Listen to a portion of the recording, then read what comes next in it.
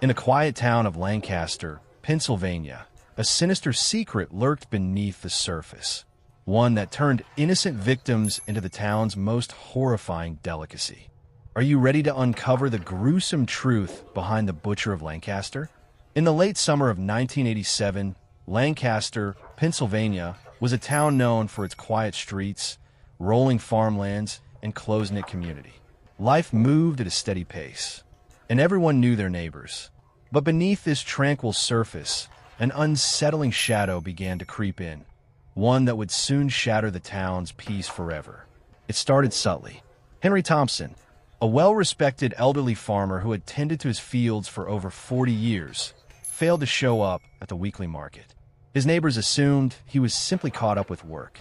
But days passed, and no one saw Henry. When his farmhouse door was found wide open, with meals left untouched on the table, unease settled over the community. Then came the disappearance of Sarah Miller, a beloved schoolteacher known for her kindness and dedication. One evening, she left the school late after grading papers and never made it home. Her car was found abandoned on a lonely country road, engine still running, but no sign of Sarah. By the end of the month, a string of missing persons reports flooded the sheriff's office. People from all walks of life, farmhands, factory workers, even children, were vanishing without any apparent connection or explanation. The common thread? No bodies, no ransom notes, and no leads. The sheriff, a seasoned man named Tom Richards, found himself overwhelmed. His deputies scoured the surrounding forests, questioned locals, and examined the last known whereabouts of each victim. Yet the only strange detail was a faint smell, an odd, smoky aroma reminiscent of cured meat, that lingered near the scenes of disappearance. The townsfolk grew restless, whispers turning into outright fear. Windows were shuttered early, streets emptied by dusk, and parents clutched their children close. At night, eerie noises echoed through the forests, strange thuds, rustling leaves, and distant, unidentifiable sounds that sent chills down spines. Local rumors flourished. Some spoke of a ghost haunting the farmlands. Others warned of a deranged stranger hiding in the shadows. But no one dared venture too far to find out. The silence that once brought comfort now felt like a suffocating blanket over Lancaster. As the days dragged on, the question on everyone's lips was the same. Who, or what, was behind these disappearances? And more importantly, would the town survive the growing nightmare?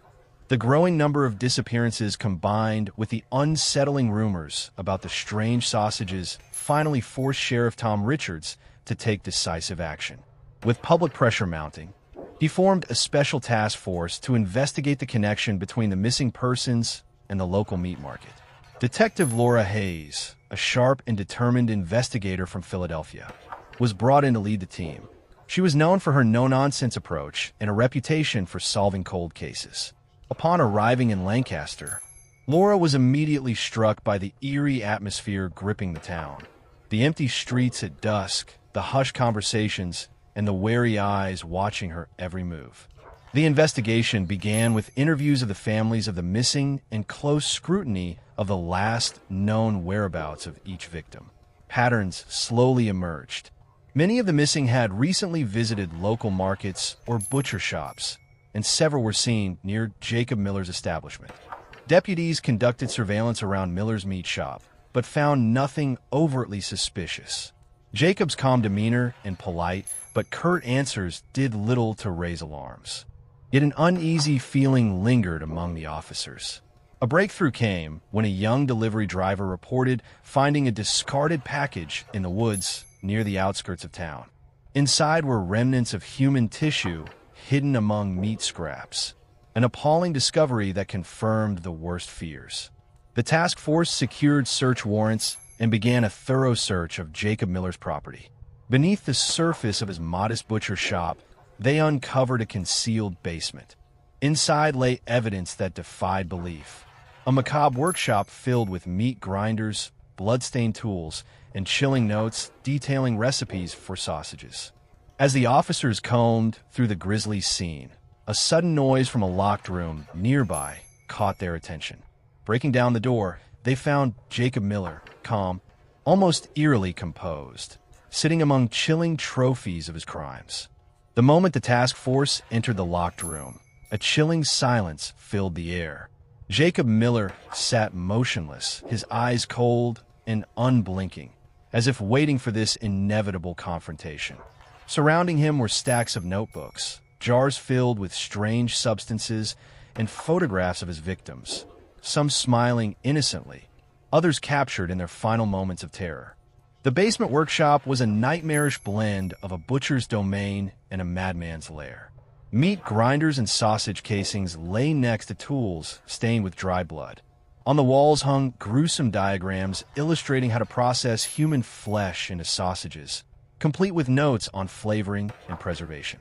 Detective Laura Hayes felt her stomach turn as she flipped through one of the notebooks. Detailed entries described Jacob's twisted rationale. He believed that by turning his victims into food, he could preserve their essence and keep their spirits alive. Each victim was selected carefully, and their disappearance followed a ritualistic pattern.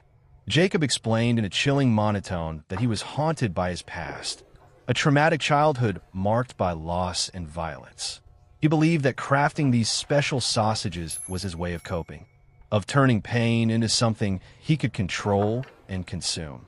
His twisted creativity had gone undetected for months, hidden behind the town's trusting facade. As the police gathered evidence and arrested Jacob, word of the horrifying discoveries spread rapidly. Lancaster's nightmare was finally over, but the scars it left ran deep.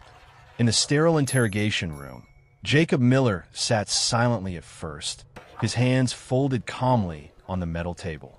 Detective Laura Hayes stared at him, waiting patiently for any sign of remorse or explanation. After a long pause, Jacob began to speak, his voice low, almost detached. He recounted a childhood shrouded in darkness.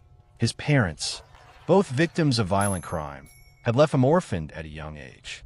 The trauma festered inside him, twisting his perception of life and death. He became obsessed with control over pain, control over mortality. Jacob described how, as a boy, he had been fascinated by his grandfather's old butcher shop and the process of transforming raw meat into preserved sausages. But his obsession turned sinister as he grew older.